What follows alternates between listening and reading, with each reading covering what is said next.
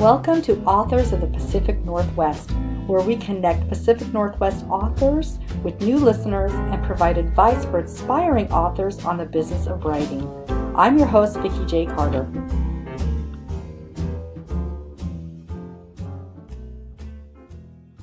So hi there, podcast listeners. Thanks so much for coming back to the podcast today.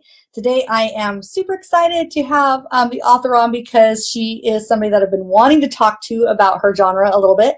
So Anna Bradley. And so Anna, say hi to everybody officially. Hi, everybody. Awesome. So Anna, tell us what state you're in. And I think I know what city you're in too, because it happens to be one of my favorite cities. But tell us. Oh, well, I'm in Oregon, and I'm just outside of Portland in Lake Oswego. Nice. Yeah, I love Lake Oswego. I love Portland. Pretty close. Me too. To me, so it's like Portland's an easy trip to go to. So awesome. So what about your day? Do you have a day job outside of being an author, or are you one of the lucky ones that's an author full time? I am an author full time now. That's only recently in the last year. Before that, I was teaching writing at Portland Community College, and I did that for a long time. Yeah. So it's only like in the past year that I started writing full time. So super cool. PCC alum. I love it. I know. It's fun. Than I thought. I'm an actual faculty member for Western Governors University. Oh, really? Oh, cool. I work in the College of IT. And so, yeah, that's awesome. My goal is to eventually be able to retire from this job, my day job, and be a writer. So I will be bugging you about how we do that transition. You can bug away. That's fine. So I usually ask this question. It tends to be a little bit of a stumper question.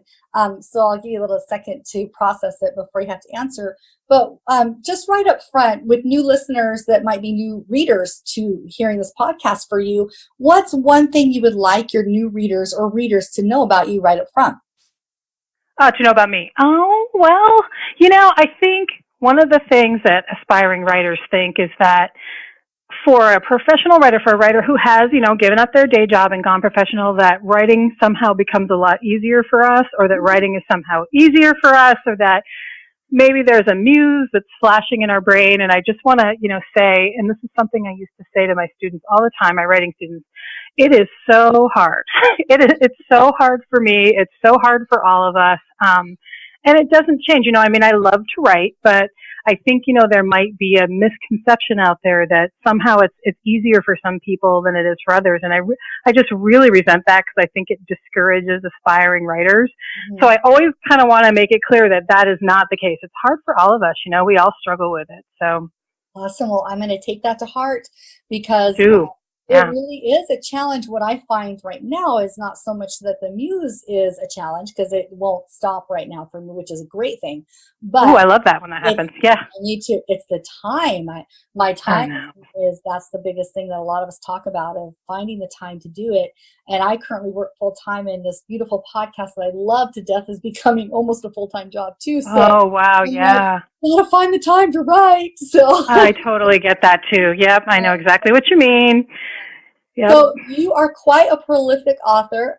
So we're going to talk a little bit. I want you to share with our listeners your titles, the genre you write in, and more importantly, you are an award-winning.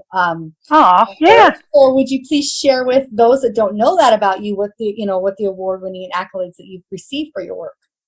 Sure. Okay. Well, so my first book was published in 2015, in November of 2015, and it was called A Wicked Way to Win an Earl. And that was the book that won Romantic Times Best First Historical. And so that's really the big award I've won. And it was really, I had to get up on stage and accept it in front of all these people. I was so scared. Oh, that's fun. It was fun. It was terrifying. But great. I was very happy about that. Then right after that book, I wrote a book called A Season of Ruin. And that was followed right after that by Lady Eleanor's Seventh Suitor and Lady Charlotte's First Love, which are all part of a 4-book series called The Sutherland Scandals. Then I did a Christmas novella called Twelfth Night with the Earl, which came out in November of, was it last year? I guess it was last year. And I just had a book out in February. It's called More or Less a Marchioness, and it's the first in a new series. So that one came out early February. Nice, nice. Okay, so were all your books, are you traditionally published? Have you always been traditionally published? Did you do self-publishing? Kind of talk me through that journey with your books. And what Okay. genre? We forgot what genre. My genre is historical romance, Okay. so it's kind of Regency era historical. Okay. I am traditionally published. I started out with Berkeley. I published my first two books with Berkeley, and then since then I've moved to Kensington, which is another publisher in New York, smaller than Berkeley, probably better suited to me as a writer. And so traditionally published, I've never self-published, but I think, I'm trying to kind of edge into that territory now.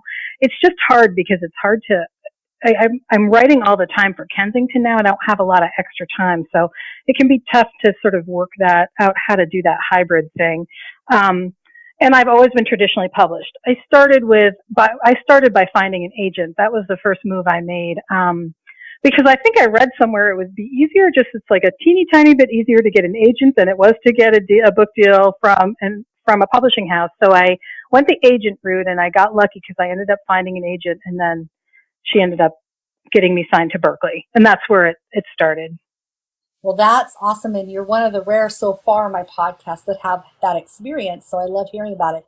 So tell me, how did you go about finding the agent? How did you hunt her down? Did you have connections or did you? No, I really didn't know. I did it the old fashioned way, which is I looked up all the different agents. And when I say I looked up, I mean, I actually really researched the agents carefully. Like, went and looked and saw who else in the industry they were publishing, who else they represented, looked to check and see if they were looking for, historical romance, who they'd published, what other editors they'd published within the industry. So one thing I would say for readers who are thinking about going the agent route is you really, really, really have to do a lot of research about who you want to send to, because it's not a good idea to sort of blanket, query every single agent out there. It's much better to kind of study them and figure out who they are and what they do, and then write them a really specific query letter.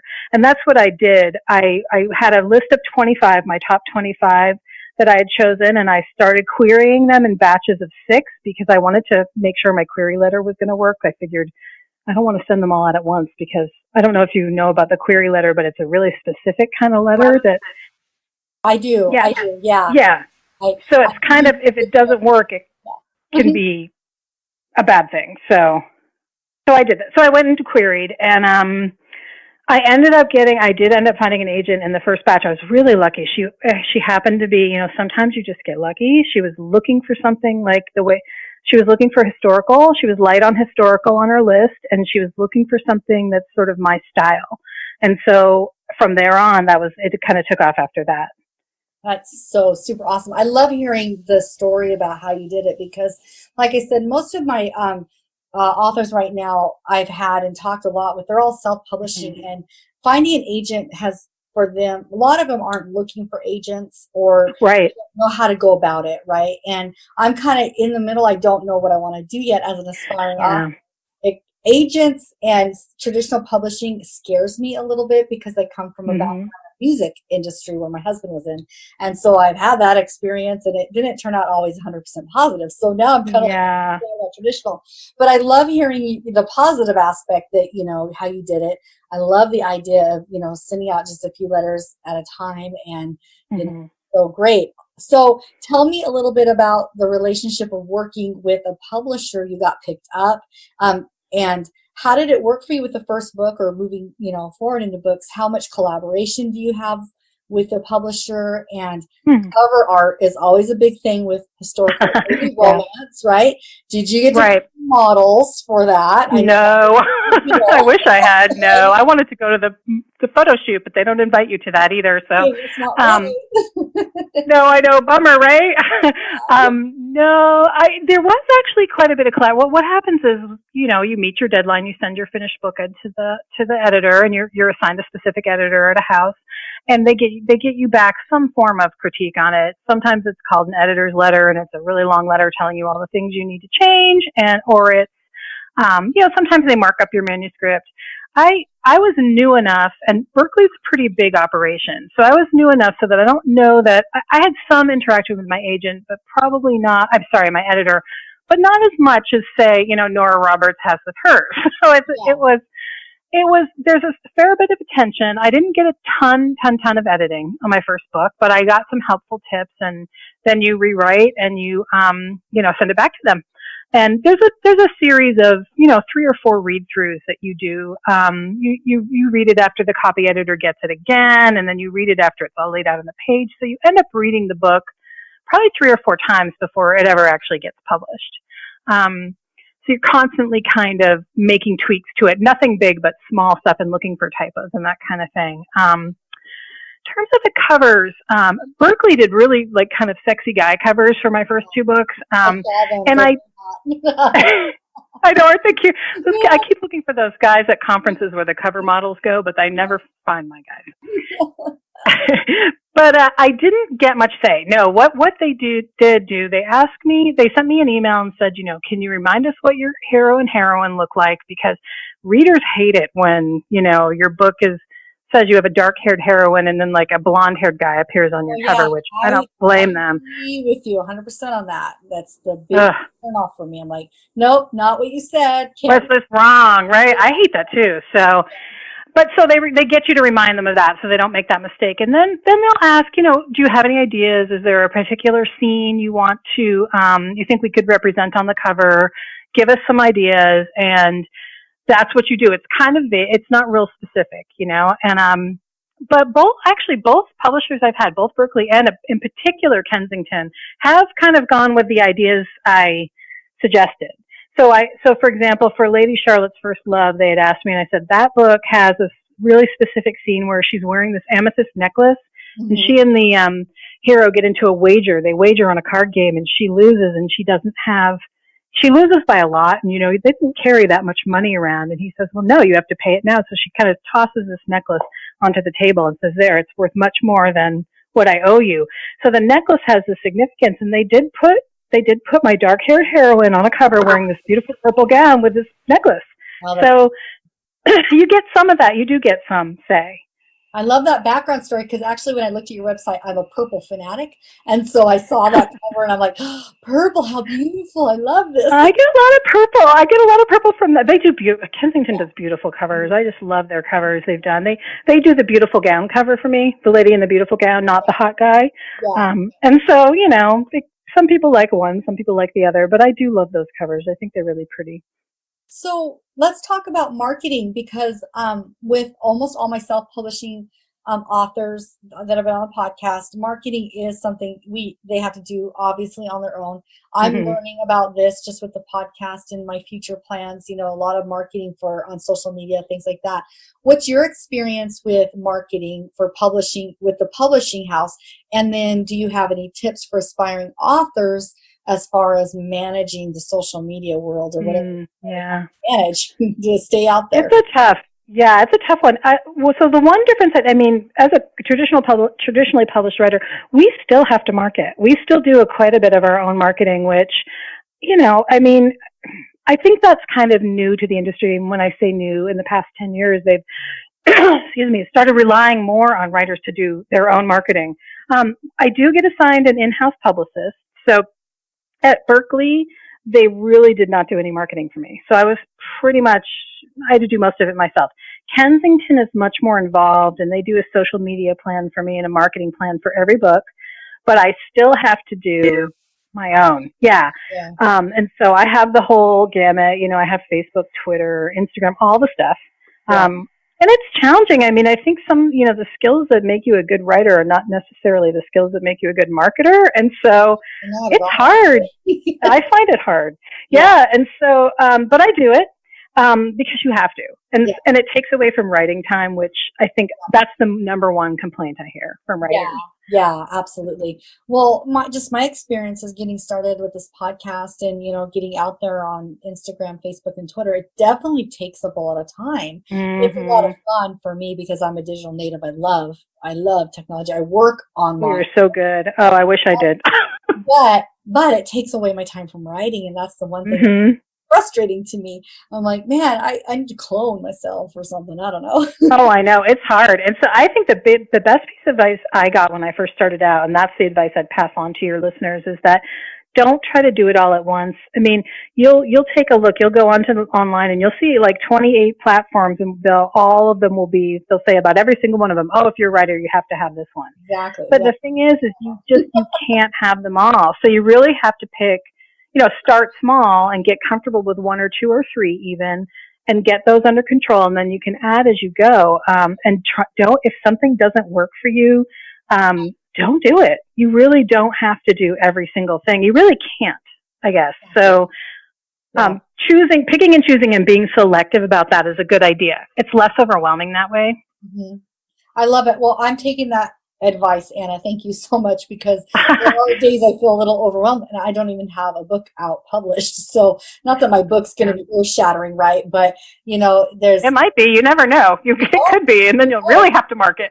Yeah, exactly. Yeah. So awesome. Thanks for sharing that. So let's talk a little bit about your support groups that you have around you, or associations that you're associated with, and list them for us, and which ones are valuable for you. I like to put those in show notes for listeners too, so that they can find maybe new support groups. And also, what is the importance for a support system for you? Oh gosh, it helps a lot. I'm in Romance Writers Association, which is the big one. That's kind of the big national one that pretty much everybody who writes romance is in. Or I guess I shouldn't say everybody, but a lot of romance writers are in that. And so I do that. And then, of course, Romance Writers Association also has local chapters. And the chapter in Portland is called Rose City Romance Writers. And I am a member there. I haven't been able to get over there as often as I like lately, mostly because they meet on Saturdays. And I always have kids' sporting events on Saturdays, so it doesn't always work out. But they're a terrific group, and they're really welcoming. I would highly, highly recommend them, especially if you're new. When I first started going there, I was new to writing, and they were really great. They're really nice and helpful. They know a lot about writing and about the industry. I'm also a member of the Authors Guild, which is sort of a membership. It's not so much about writing more. It's more about the industry, how to deal with contracts, that kind of thing. And I do have an agent, so I don't use the Authors Guild that much, but they're there when I need them, which is a nice thing to have. I think, I do all the stuff with RT, or Romantic Times. I do the conferences, and I did some mentoring and stuff with them. So I guess those would be sort of the four main ones I would think about, I would mention. And I can't say enough good things about them. Let me try to think. So I guess probably the main benefit I get is you get to talk to other writers, and it's one of those, writing is one of those jobs, like if you don't do it, it's really hard to make people understand it. Like what it's really like to sit there and, for hours, it's really solitary. It's kind of, it's a tough job. It's not the easiest thing to do, to sit for hours by yourself and write, but other writers understand what it feels like. And they're having the same thoughts you are, they're having the same struggles. They're having the same challenges that you are. And there's nothing that helps me more than talking that out with other writers, because it's just easy to feel like you're alone in it, because you're by yourself in your little office and in your pajamas writing away. And a lot of the time you are alone. And so I just find it so helpful to have those connections with the writers and know that some of the stuff I'm going through is the same stuff they're going through. Yeah, I love it. And that's one reason why I kind of started this podcast, because I was hearing the same scenarios, same situation. And there might be an author out there that doesn't have access to a support group, but they need to hear, what other authors are going through. It's also about me. It's always about me. And I wanted to learn more from other people. Yeah, that's the best way. I've learned tons from other writers, and I'm really grateful. So, yeah. So share with us what your main inspiration is, or more importantly, or you can kind of pair it off with this other question, what keeps you going as an author? Oh gosh, I think I love writing. People will say, "Oh, you must love it," and I'm like, "Well, I love it and I hate it." Some days I love it and some days I hate it. And I'm sure your aspiring writer listeners will understand that. Where you're just like, "Oh, this is the worst job ever," but it's also the best job ever. And, oh gosh, what keeps me going? God, I guess the stories. I would have to say the stories, because they'll get in my head and torment me until I get them out on the page. I love the history of it too. I love the historical aspect of writing historical romance. I've always been interested in the history, and I've always been a huge reader of, Jane Austen and all the writers that came before her. And so so for me, that part's really inspiring. I do find it inspiring to have a character and be able to put that character out on the page and make that character real. Yeah, awesome. Well, let's talk just a little bit because I'm very intrigued by yours and your genre and the aspect that's historical romance, and I lean towards historical fiction because I love history. Oh, okay. So that's my not necessarily heavy on romance, but on the aspect of my characters are all placed around Elizabethan era, and oh, neat. Yeah, and the idea for one of my works in progress is the what a woman has to go through between choosing maybe somebody she's fallen in love with versus tradition and family obligation. Right. Which is very yeah. I mean, back then it was like you didn't get a choice, right? And no. so I've gone into tons of research, like because I'm a librarian by trade and also IT by trade. Research is my thing. I can spend hours, years in research. And so talk to me a little bit about research for you as a historical romance author. What's your process? Like, do you get an idea first and then you go do the research? Kind of talk me a little bit through that. That's exactly how I do it. And I know other writers do it another way. They kind of do all the research first and then they write the story and they've got all the research at their fingertips. I tend to do it as I go. I'll come up with an idea and I'll realize, okay, well, I need to check this out, figure out what the historical significance of it is and also what the historical facts around it are. And then work those carefully into the story. And I get you. I love the research part of it too. I think with historical, it's the society, the social pressures, especially for the heroine, they're like another character in the book. I mean, they become it was so difficult for women to find any way to have any freedom. And so I would say that's actually a recurring theme in my books where the heroine is trying to find a way to grab some freedom out of a society that doesn't really encourage it or allow it. I would say that inspires me too. So I tend to do it as I go along, which can be, I don't know if that's the best way. It's just the way I do it, but it gets in my way. I'll be writing away and I'll realize, oh my gosh, I have to go research this thing, and everything comes to a stop. And I go and research it. So I don't know. It definitely does take away time, but it's kind of built into my process, I guess, at this point.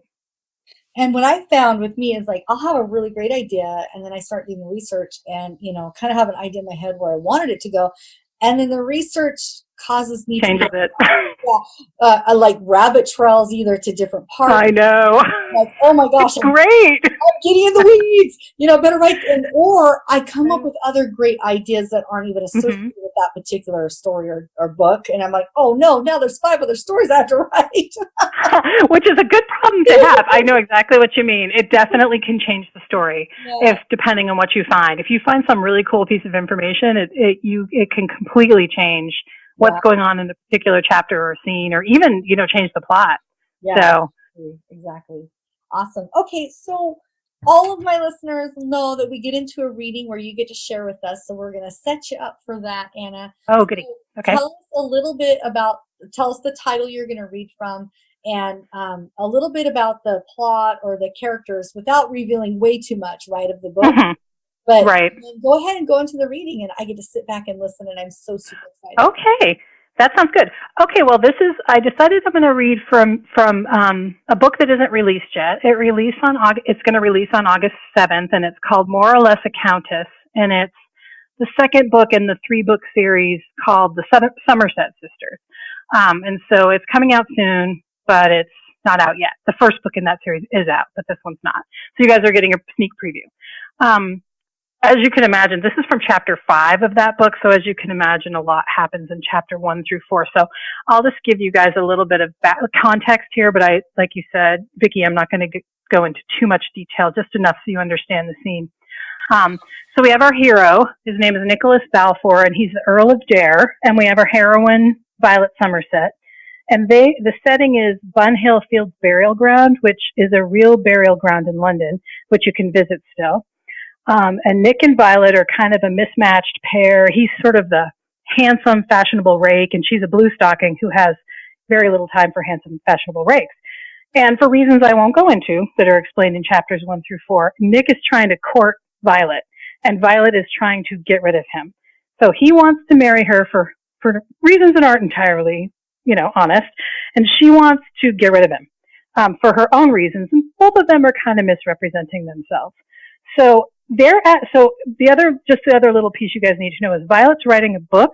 It's called A Treatise for Blue Stockings and Adventuresses, and it's about taking women being able to go into places in London they're usually forbidden to go. And she's managed to get Nick to take her to this burial ground because he's shown up just at the right time at her door. He wants to take her for a drive, right? Because he's trying to court her. And she's like, wow, you just pulled up right at the right time. And so I'm going to take you to Bunhill Fields burial ground, and I'm going to get the sketch I need for my book.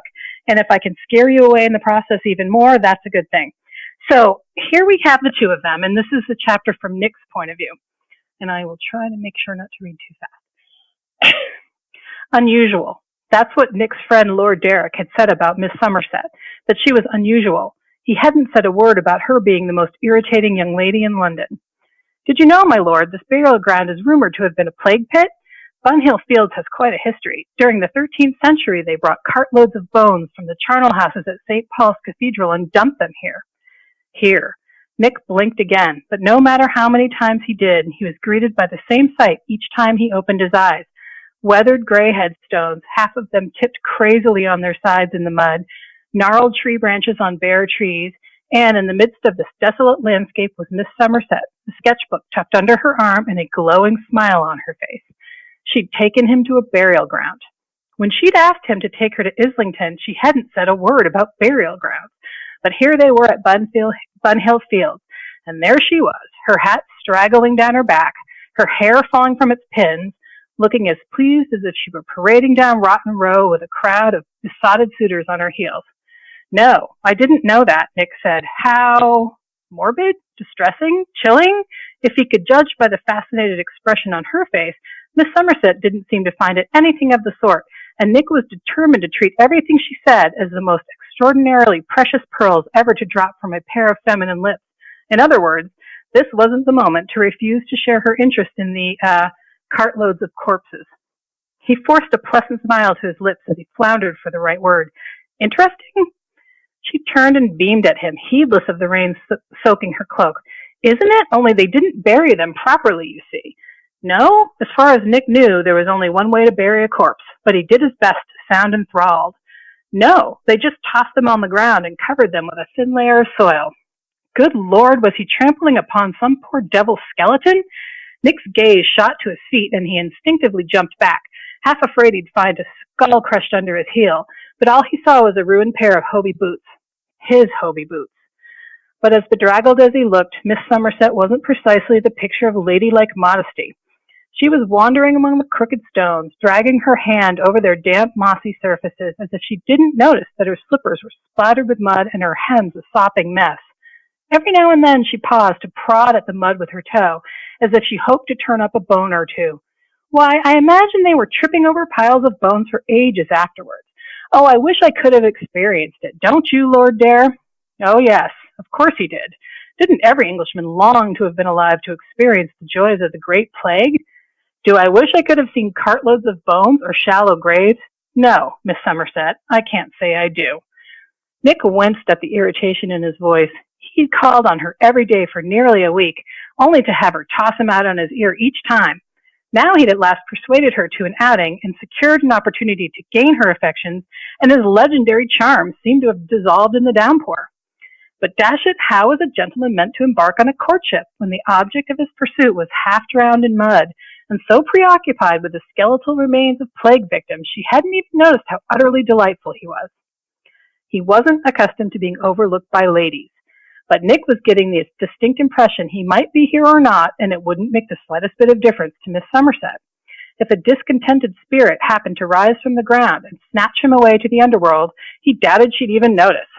Do you ever wonder, Lord Dare, if you can determine something about the grave's occupant by simply touching their headstones?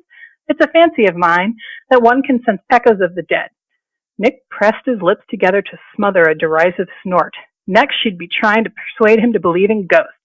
No, but I confess I don't spend much time in burial grounds. By choice. Oh, well, I find them quite fascinating. The history, you know. From what I've read, the plague pit rumors are unsubstantiated. No one knows what happened to all the bones from St. Paul's either. She shook her head with a regretful sigh. For God's sakes, he'd never met a lady more preoccupied with bones. Perhaps we should dig about in the dirt and see if we can find some. Despite his vow to be pleasant and charming, Nick's voice was heavy with sarcasm. But Miss Somerset didn't seem to notice, and she seized on the idea at once. Can you imagine if we actually found some old bones? How fascinating that would be. But we can't do it today. We didn't bring anything to dig with. Yes, because of course that's the only reason we wouldn't muck about in the dirt for skeletons, because we neglected to bring a shovel, Nick muttered. I beg your pardon, my lord. Did you say you have a shovel? Did he even own a shovel? No, I'm afraid not, Miss Somerset. My apologies. Oh. She looked crestfallen for a moment, but then she brightened. But perhaps you have something else we could use. Not a shovel, but something else that might serve? A walking stick, perhaps? Nick leveled her with a hard stare. Did she truly think he'd allow her to scratch about in the dirt with his silver-handled ebony walking stick? No, nothing.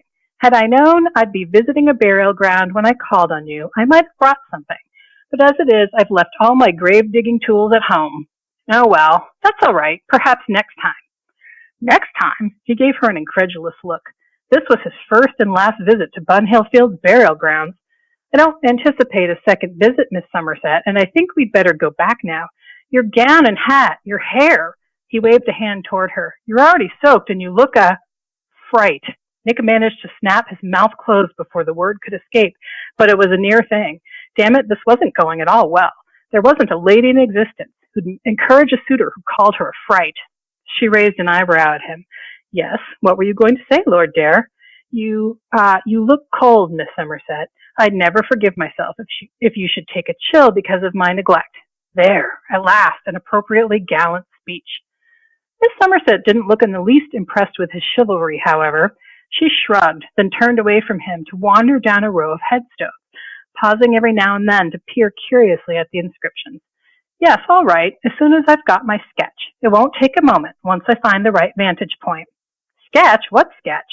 Good Lord, did she intend to keep him out here all day? Nick shivered as a trickle of cold water dripped from his hat brim down his neck. Oh, didn't I mention that? I wanted to come today so I could take a sketch of the part of the grounds rumored to have been a plague pit, and... Oh, look, Lord Dare, it's Susanna Wesley. Nick stared at her. Susanna Wesley? Susanna Wesley is dead, Miss Somerset. Nearly 73 years now, I believe. She turned to look at him, her expression something between exasperation and pity.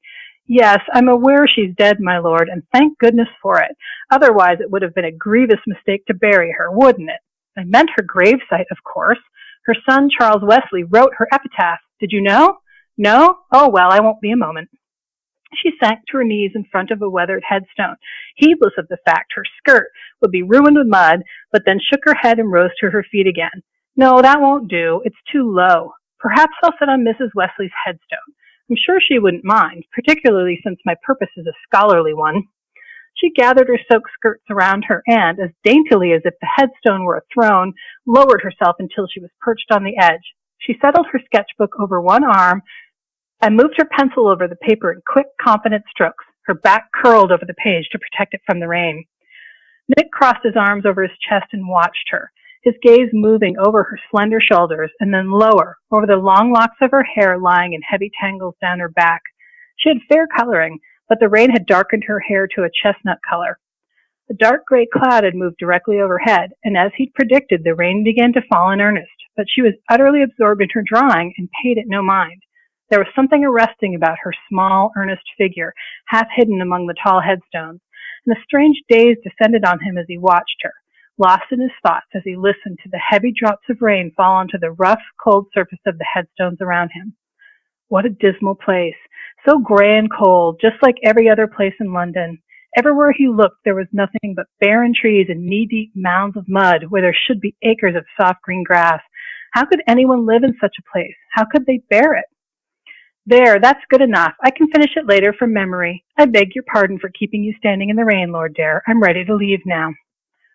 Nick's gaze snapped to Miss Somerset, and he was relieved to see she closed her sketchbook at last. He shook off the sudden melancholy that had descended on him and produced his usual charming smile. "No need to apologize, Miss Somerset. I'm pleased to be of service." He gestured her toward his carriage, and she tucked her sketchbook under her arm and got to her feet. As she made her way toward the carriage, Nick saw she'd unbuttoned her cloak when she sat down, and he couldn't help but notice her gown was clinging to her legs, revealing the distracting outline of softly curved legs through the damp muslin. Miss Somerset was an odd young lady, to be sure, but even covered in mud, with rain dripping down her cheeks, she was rather fetching. She didn't wait for him to assist her into the carriage, but scrambled into her seat before he had a chance to offer his hand. He swung himself up beside her, took up the ribbons, and in the next moment they were dashing through the London streets at a brisk pace. "I'm afraid you're certain to take a chill," Nick said, after they'd gone for some minutes without speaking. "Not at all, my lord. I'm quite accustomed to the rain and wet, and I never get ill. I beg you won't concern yourself." She grabbed a fistful of her damp, clinging skirts and tugged. Nick winced at the rude sucking sound they made as they came unstuck from her legs. Before he could have another peek to catch a glimpse of those delicious curves, however, his gaze was caught by a tiny smirk on her lips. He frowned. "For a lady who's soaked to the skin and covered with mud, you look pleased with yourself, Miss Somerset." She cast him a startled look from the corner of her eye. "Pleased? No, indeed, Lord Dare. Well, I'm afraid you're right. I am a bit chilled after all." Nick's eyes narrowed on her flushed cheeks and those pretty lips still glowing a healthy pink when they should long since have turned blue with cold. She didn't look chilled. "That I must insist on calling upon you tomorrow to inquire after your health." "What? You can't mean to say you still want to call after—" She caught herself and cleared her throat. "That is, what I mean to say is, that won't be necessary, Lord Dare." Nick turned to stare at her, incredulous. Devil take her, she intended to refuse his next call. Why, the devious little chit! She never had any intention of encouraging his suit. On the contrary, she'd only allowed him to take her out today because she wanted to get to Islington to get her sketch. And if she could frighten him off with all her talk of bones and disease, so much the better. She'd used him, and now he'd served his purpose, she thought she could discard him without a second thought. But Nick hadn't spent an entire afternoon standing about in ruined boots, with icy water running in rivulets down his back, and discussing corpses no less, just to be peremptorily dismissed by a crafty minx like Miss Somerset. "Oh, but I'm afraid I must insist on calling. I won't be able to rest easy until I reassure myself regarding your health." Her health be damned. Nick didn't care if she ended up with a raw throat and a red nose. It was time to bypass her altogether and secure an introduction to her grandmother.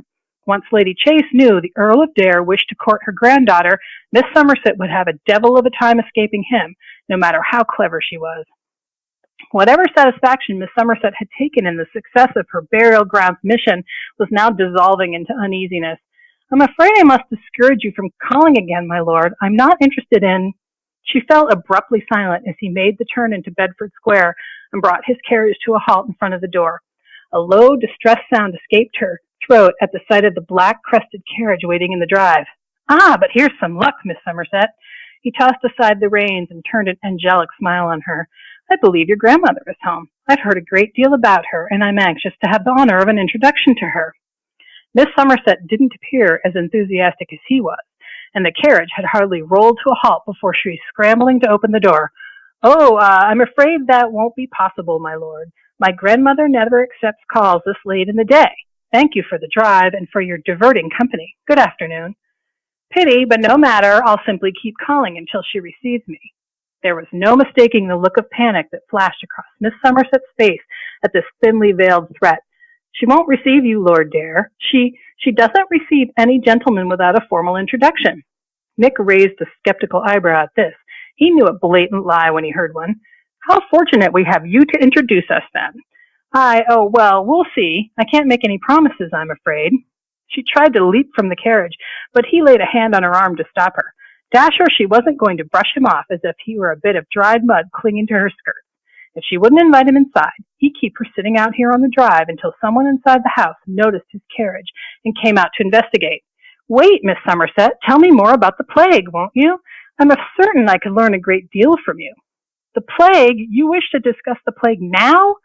"Well, I confess I've never been much interested in the plague, but after the engaging information you shared today regarding the mountains of bones, I could hardly fail to be intrigued. Now, tell me all about it, won't you?" She tugged at her arm to free herself from his grip. Perhaps another time, my lord. Very well, but you never showed me your sketch. May I see it? She darted a nervous glance out the carriage window, but no one appeared, and after a moment she turned back to him and practically tossed her sketchbook into his lap. It's nothing so extraordinary, I assure you. Oh, I'm sure you're being far too modest, Miss Somerset. He flipped open the book to the first page. Now, this sketch here, for example, I could tell at once it's a headstone. You've perfectly captured the rectangular shape of it. What else have you drawn? He turned the pages as slowly as possible, pausing with each new sketch. He exclaimed over every straight line and every creative bit of shading until Miss Somerset looked as if she were about to tackle him to the floor of the carriage, wrench the book from his hands, and beat him over the head with it. Very nice indeed, he announced as he handed the sketchbook back to her at last. You're kind to indulge my curiosity. She'd been keeping one eye on him and the other on the front of the house, and now she turned and snatched the book out of his hand. Of course, my lord. I wish you a good afternoon.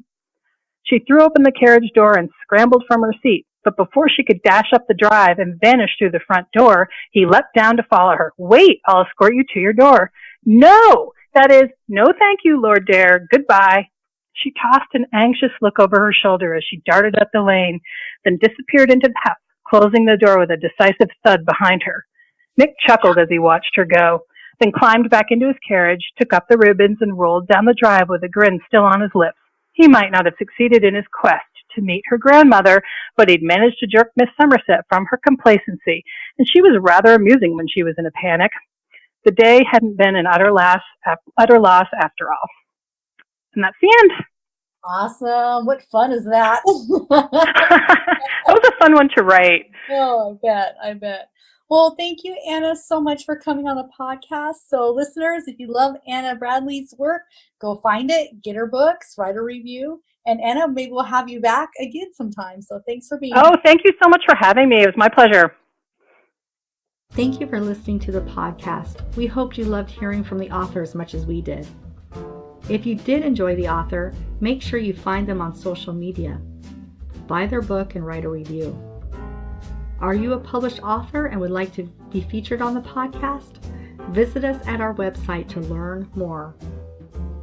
You can help support the production of this podcast by following us on Facebook, Instagram, and Twitter. Share the podcast with your friends.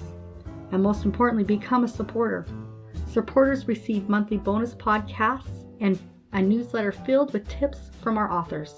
To find out more how to become a supporter, visit our website. And finally, I hope you always remember to enjoy the journey.